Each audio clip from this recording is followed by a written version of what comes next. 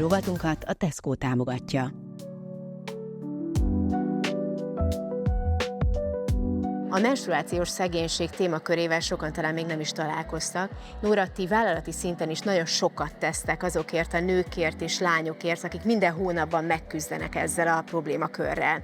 Mi az, ami miatt fontos a Tesco számára foglalkozni ezzel? A kiskereskedelem alapvetően női szakma, a Tesco munkatársainak több mint 70%-a nő, és a vásárlóink több mint 50%-át is a nők adják, úgyhogy önmagában már ez elég indok arra, hogy még jobban odafigyeljünk a női igényekre. Tavaly csináltunk egy 1000 fős reprezentatív kutatást, aminek ez lett az eredménye, hogy ma a nők Magyarországon átlagosan 4200 forintot költenek egy hónapban intim női higiéniás termékekre. Ez is elképesztő szám már, de ebből a kutatásból az is kiderült, és ez volt az, ami egyébként engem elképesztően sokkolt, hogy a válaszadók 49%-a mondta azt, hogy előfordult már vele gyakran, hogy vagy nem tudta megvenni a szükséges intim női higiéniás termékét, vagy pedig nem olyan minőségben tudott tampont vagy betétet venni, amilyenben ő szeretett volna. 49%, ez egészen elképesztő, és ez a kutatás azt is megmutatta számunkra,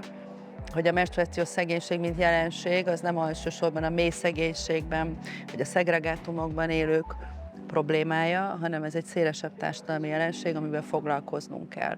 Úgyhogy ezért is hívtuk életre az Egyenlítő Alapítvány nőnapi konferenciáján a menstruáció nem luxus platformunkat, hiszen nem csak mi, mint Tesco, teszünk nagyon sokat annak érdekében, hogy ezt a jelenséget csökkentsük. Ilyen a Magyar Vöröskereszt, a Magyar Ökumenikus Segélyszervezet, a Nem Luxus Táska civil kezdeményezés, vagy éppen a Magyar Vöröskereszt Lányból nővé programja. De hogy tapasztalod hosszú távon, mi kell az igazi áttöréshez? Mi hozhatja meg a sikert, ami azt jelenti, hogy felszámoljuk a menstruációs szegénységet? Akarat, együttműködés, közös gondolkodás, tabuk ledöntése, stigmatizáció megszüntetése. Szóval én azt gondolom, hogy rengeteg dolgunk van. Szükség van együttműködő partnerekre, akik úgy érzik, hogy tenni akarnak. Tabu ledöntése és a stigmatizáció megszüntetése, azt gondolom, hogy az egyik első és legfontosabb kérdés. A másik pedig, hogy mondtam, a közös akarat, és valahol kötelességünk is, hogy ezzel a témával foglalkozzunk.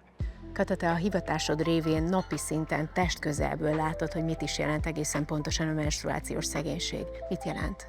Ez azt a nehézséget jelenti, hogy vannak, akik egyszerűen nem férnek hozzá ezekhez a menstruációs termékekhez.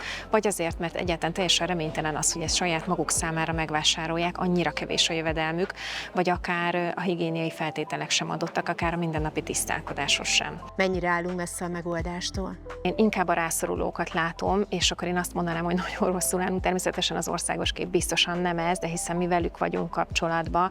Én azt gondolom, hogy az edukáció lehet, és a felvilágosítás az egyik út, amin érdemes elindulni. Ezzel nagyon sok egészségügyi probléma megelőzhető. A tavalyi évben nagyon sok településen szerveztünk helyben nőgyógyászati szűréseket egyébként, és ott is azt tapasztaltuk, hogy komplex szűréseken részt vettek, azonban már a nőgyógyászatira nem szívesen mentek be, és kellettek azok a munkatársi beszélgetések, támogatások már a szűrőnapon is, hogy egyáltalán igénybe vegyék a szűrővizsgálatokat, és kivétel nélkül mindenki megkönnyebbülve jött ki szinte, hogy az ismeretlentől félnek, és azt gondolom, hogy közelebb kell vinni egyrészt a szűrővizsgálatok fontosságát, másrészt az ilyen tabu döntögető kérdéseket, hogy merjenek róla beszélni, és lássák, hogy ez az élet természetes velejárója.